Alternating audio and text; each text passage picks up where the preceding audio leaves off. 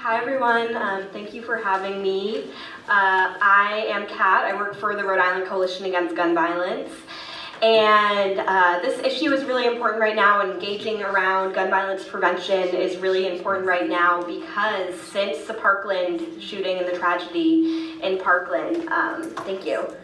Okay, thank you so much. We've been seeing a sort of momentum that around the issue of gun violence that we've never really seen before. And I think at the local level here in Rhode Island, it's a really good chance to be engaging with this issue that really is an opposition to the Trump administration, right? Because we know that the NRA invested over $30 million in the 2016 election for the Trump campaign alone. And so at the local level, if we can find and fight for these small victories in gun violence prevention and work on this issue, it's, I think, a really incredible way to be opposing Trump and saying that this is not who we are as a country and really make big waves at the local level. So I'm just going to talk a little about the coalition's legislative agenda and how we're working to prevent mass shootings and prevent gun violence in the state of Rhode Island. So just some background, the Rhode Island Coalition Against Gun Violence was founded after the Sandy Hook shooting in 2012 by a group of grassroots volunteers that came together and wanted to make sure there would never be that sort of school shooting here in Rhode Island.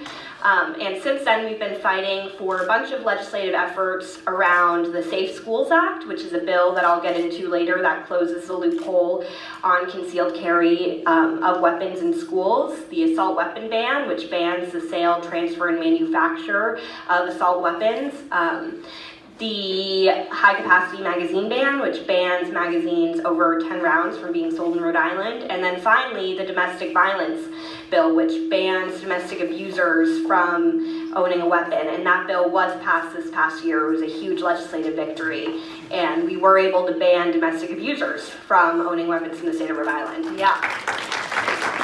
And that's really special because Rhode Island is one of the first states in the country to do that. So we're really here at the cutting edge of gun violence prevention. And what's exciting is as this legislative session is progressing and we're continuing to work on our bills, we have the chance to kind of set the stage for the entire nation in gun violence prevention organizing.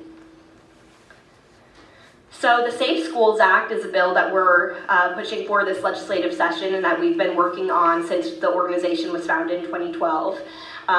And Rhode Island is an outlier in our approach to guns in schools. We're one of around 4 states, 4 to 6 give or take, that generally allow the concealed carry holding of guns in schools, K through 12 schools. So that's a really concerning fact that a lot of people don't know, is that people are able to carry a concealed carry weapon into a K through 12 school building. And they don't have to notify administration, it's just, you can walk right in. So current law, you can carry into K through 12 schools. Any citizen, volunteer, parent, teacher can walk right in without any administrative approval. This means just to a school building, on a school ground, for a school soccer game, any of it. So the Safe School Act would basically allow only trained peace officers, so police officers, resource officers, to carry firearm in schools. And this is important because police officers and resource officers are people that have received countless hours of trainings in active shoot, don't shoot situations. So these are people that have gone through many, many trainings. They know how to handle a chaotic situation where there is an active shooter, and they're going through annual or many times a year trainings that allow them to understand how to act in a really hostile situation like a school mass shooting. This is important now more than ever because at the national level, we are looking at this threat of concealed carry reciprocity. And what concealed carry reciprocity means is it would allow concealed carry permits from any state to carry over across the country.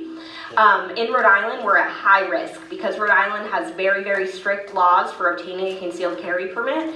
But there are many states, Alaska, for example, where you can get one online.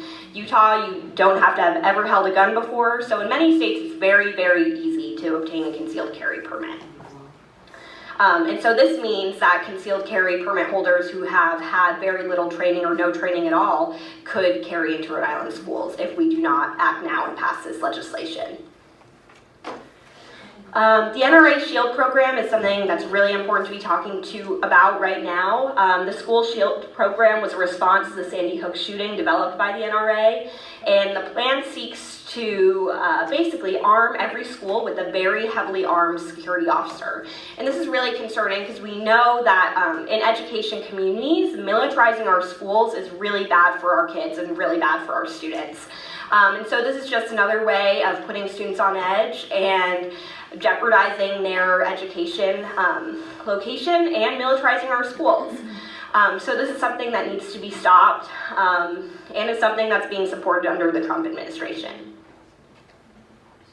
So Rhode Island public opinion, 82% of Rhode Islanders support restricting concealed carry in elementary schools. It is overwhelming. There is no reason that legislators in Rhode Island should not support this bill with that kind of support.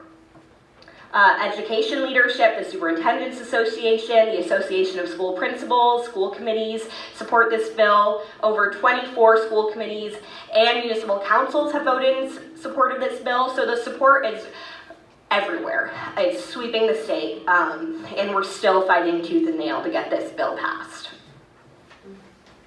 So opposing arguments, many people who have concealed carry permits and our NRA supporters say, I could have stopped that active shooter if I had my firearm. But our response is more guns equal more violence. Law enforcement officers are professionals who go through active shooter trainings, and they have the ability and the experience to stop an active shooter. Another argument is we don't need this. There's never been a mass shooting in Rhode Island. To this we say that is luck. More guns in public places put our children at risk. And we know there have been so many accidental detonation and gun stealing situations in this state alone.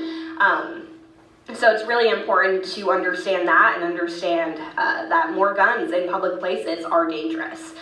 And you know, we see this. You can't carry a weapon in the State House, so why should you be able to carry them in our K-12 institutions?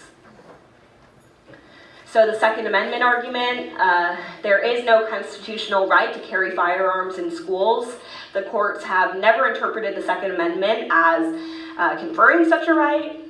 The late Supreme Court Justice Scalia was clear about this in a decision in 2008. Nothing, in our opinion, should be taken to cast doubt on laws forbidding the carrying of firearms in sensitive places such as schools.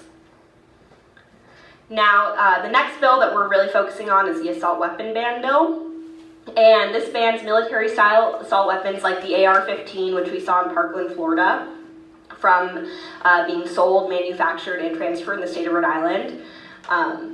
And these are weapons of war. They're not weapons of sport. They're not weapons of hunting. These are weapons that are lethal. They're meant to kill as many people in as short amount of time as possible.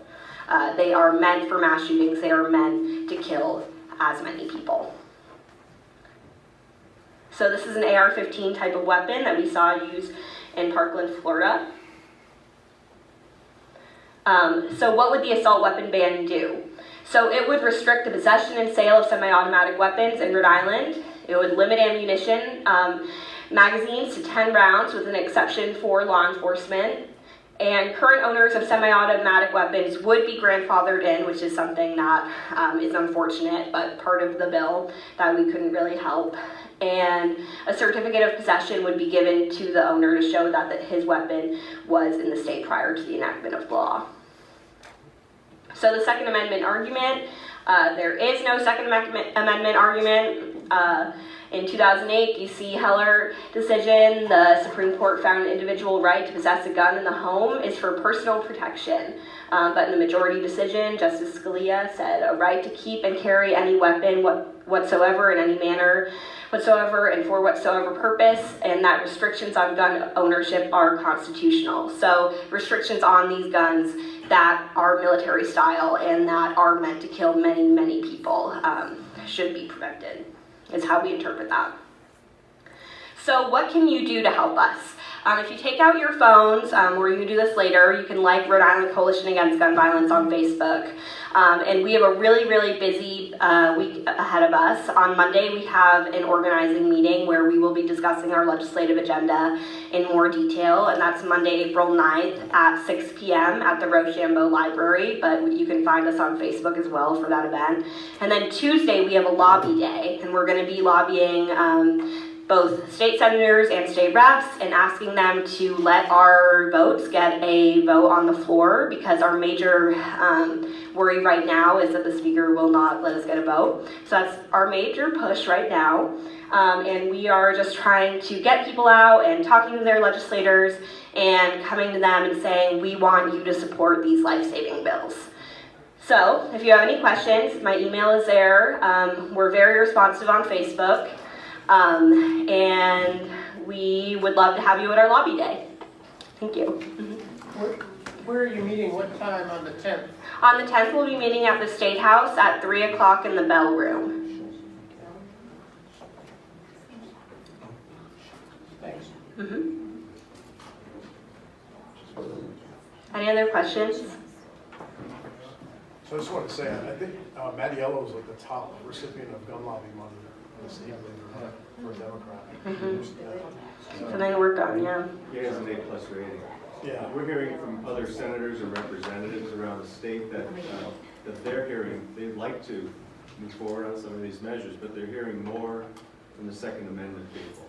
Getting far more calls from them instead of... Right, so the last hearing we had at House Judiciary, the Second Amendment folks flooded the State House. There were thousands of them. Yeah. So we don't have a date for the hearing yet. It will be in the next couple of weeks, but when we do, we need all the help we can get, because at the last hearing, there were thousands of yellow shirts, and that's not good for our case and our argument. So getting people there when the hearing is announced is crucial.